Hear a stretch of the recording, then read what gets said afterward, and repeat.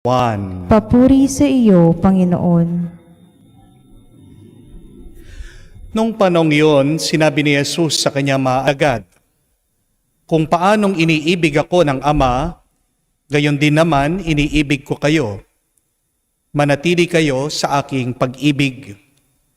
Kung tinutupad ninyo ang aking mga utos, mananatili kayo sa aking pag-ibig.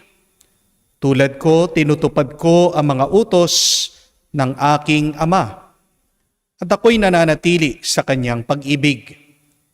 Sinasabi ko sa inyo ang mga bagay na ito upang makahati kayo sa kagalakan ko at malubos ang inyong kagalakan.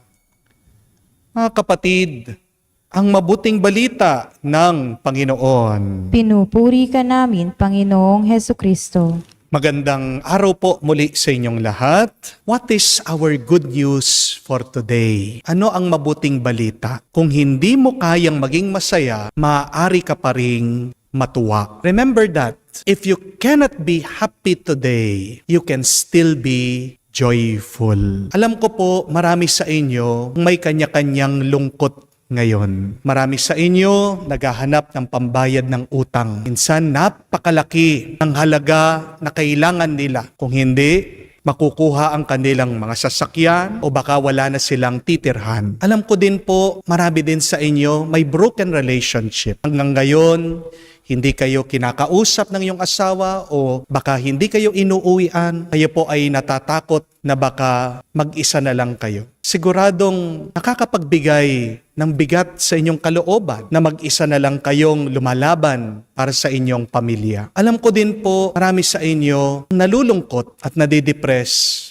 dahil merong sakit nararamdaman. Baka sinabihan ng doktor na ilan na lang kayong buwan na itatagal, kayo ay nangangamba at natatakot kung ano ang mangyayari sa inyo bukas.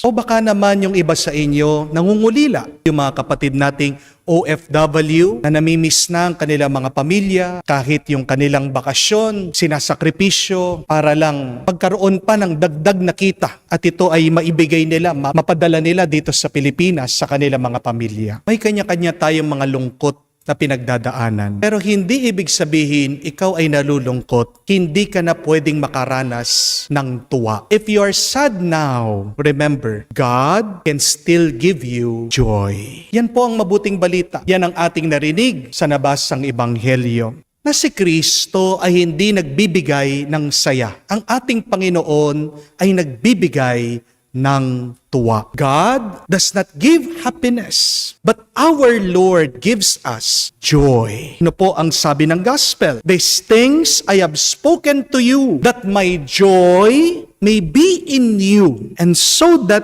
your joy may be fulfilled. Kung hindi man tayo makaranas ng saya ngayon, magdasal ka, maniwala ka, humapit ka sa Diyos, magpakumbaba ka, humiling ka, at ikaw ay pagkakalooban niya ng tuwa. What God gives is not happiness, but what God gives to us, offers to us, is joy. Ano po bang pagkakaiba ng saya sa tuwa? Happiness is different from joy. You may be seeking happiness, but what really fulfills us, completes us, it is joy. So more than desiring to be happy, I challenge you, seek joy. At para maging malinaw sa atin, tandaan niyo po ang dalawang bagay na ito tungkol sa saya, tungkol sa tuwa. First one, happiness depends on what is happening outside, but joy depends on what is happening inside of us. Sometimes, having something will make you happy, but remember, it is just temporary. Yung saya, hindi nagtatagal yan. Yung saya, nawawala yan. Tandaan niyo po, panandalian lang ang saya. Kung talagang yung mga mayayaman masaya, bakit merong iba sa kanila may bodyguard? Kung talagang masaya ang mayaman, bakit bumibili yan ng bulletproof na sasakyan? Kung talagang masaya ang mayaman, bakit natatakot pa rin siya na malugi o mawalan ng pera? Bakit kung talagang masaya ang negosyante, ang mayaman, bakit nagpapakapuyat siya? Napakadalang niyang magbakasyon. Bakit malimit lang siyang ngumiti? Palaging nakakunot yung kanyang kilay at binabantayan yung kanyang bank book. Bakit kung talagang masaya, yung nakita na niya yung Prince Charming niya o yung the one, the perfect person, bakit kalaunan nagsasawa din siya doon sa kanyang asawa? Hinihiwalayan niya. Mga kapatid, kailangan po nating maunawaan that happiness is an emotion, but joy is an experience of the Spirit. Happiness is emotional, but joy is spiritual. Happiness is pleasure, but joy is contentment and peace.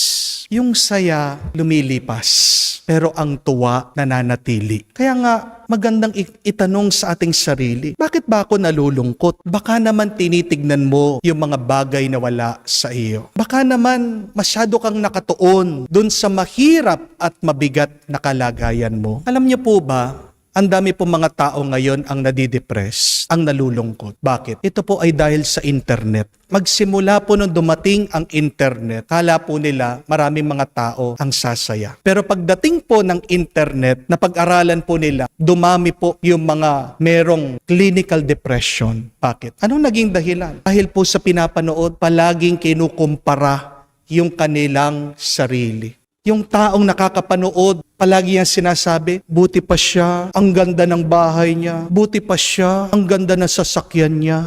At yung mga iba, naloko dahil po sa internet. Ang dami po kasi mga quick rich scheme. Pag nag-invest ka ng ganito, agad ka magkakaroon ng milyon. Pag nagbigay ka ng pera, dodoble yan. Alam niyo po, yung mga ibang tao, kahit na wala silang pera, nangungutang, naniniwala, ayun, nawala yung pera na ininvest na binigay nila. Kaya ang dami pong mga tao nalulungkot. Hindi naman dapat sila malungkot. Pero dahil tinitignan nila kung ano yung wala sa kanila, yun yung nagiging sanhi ng kanilang kalungkutan. Remember, my dear friends, that one key to joy is gratitude. Ang taong palaging nagpapasalamat sa kung ano ang pinagkaloob ng Diyos sa kanya, hindi siya malulungkot at makakaranas siya ng tuwa. Please stop looking at the things that you don't have and start being grateful with what you have received from God. Because understand that joy is an inside job.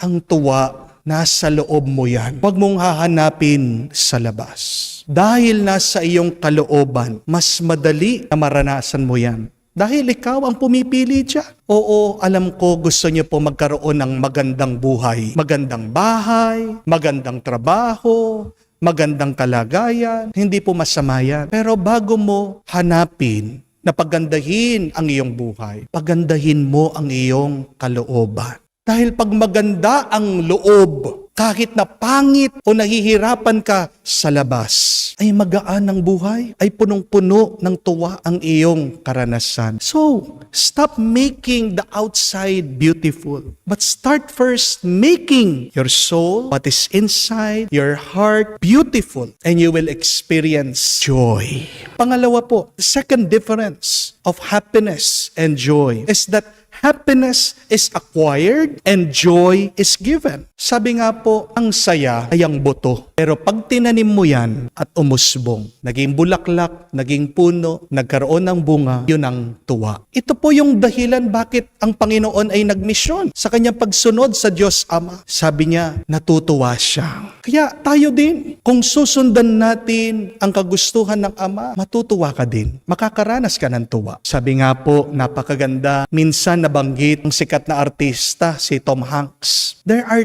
3 secrets to joy. Sulat niyo po ito. Sana wag niyo makalimutan. Ano ang 3 sikreto ng tuwa? Number 1, be kind. Number 2, be kind. Number 3, alam niyo na po, be kind. Yun lang. Gawin mo, tumulong ka. Ibahagi mong yung sarili. May mararamdaman ka sa iyong kalooban.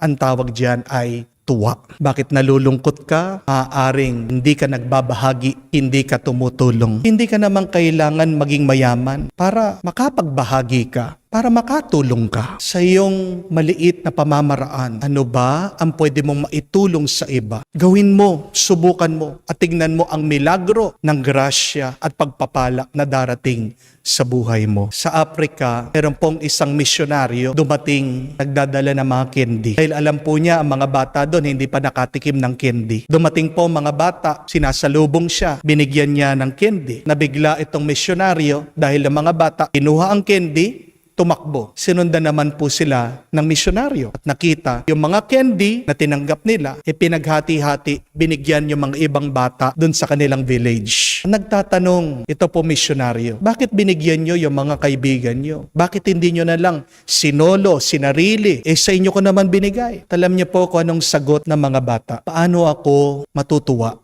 kung yung mga iba naman ay wala? O nga naman po, no? Yung lungkot natin, nagmumula sa pagiging mag-isa. Pero mawawala ang iyong lungkot pag meron kang kasama. Kaya nga po sa Africa, may napakaganda pong salita at yan yung kanilang filosofiya. Ang tawag po nila is Ubuntu. Ito po ay isang prinsipyo ng pakikipagtao, pakikiisa, damayan, walang iwanan. Kaya nga po makikita niyo mga tao doon kahit na wala silang kuryente, wala silang tubig, kakaunti ang pagkain, hindi maganda ang kanilang mga bahay, nakangiti ang mga tao. Mga kapatid, unawain niyo po na hindi natural sa tao ang malungkot. Ang pinaka-natural, ang pinakakalikasan natin ay ang isang kaluluwang puno ng tuwa. Joy is our nature and misery is our own making. Kaya nga po, sabi ni St. John Paul II, God made us for joy. Di ba nung paggagawa niya sa atin, tuwang-tuwa ang Panginoon, sabi niya, very good. Kaya nga pag ikaw ay nalulungkot at hinahayaan mo na manatili ang lungkot sa puso mo, ikaw ay tumataliwas sa kung ano ba ang layon ng Diyos sa iyo. So, it is a sin for you to remain miserable and sad. Oo, hindi naman natin mapipigilan ang malungkot. Pero hindi po normal kung hindi ka na nagiging masaya, kung hindi ka na natutuwa. Kaya mga kapatid, pagdasal po natin na makaranas tayo muli ng tuwa. Kung hindi ka man masaya ngayon, let us pray. Allow God to enter your hearts. Follow God and you will swim in joy. Amen. Sinabi ni Kristo, kung mamamalagi kayo sa akin at mamamalagi sa inyo ang pananalita ko, hingin nyo ang anuman loobin ninyo at magkakagayon sa inyo. Manalangin tayo na may pagtitiwala dahil sa mga salita niyang nakakapagpasigla ng loob. Ating sabihin, Panginoon, dinggin mo kami. Panginoon, dinggin mo kami. Ang ating simbahay naway maging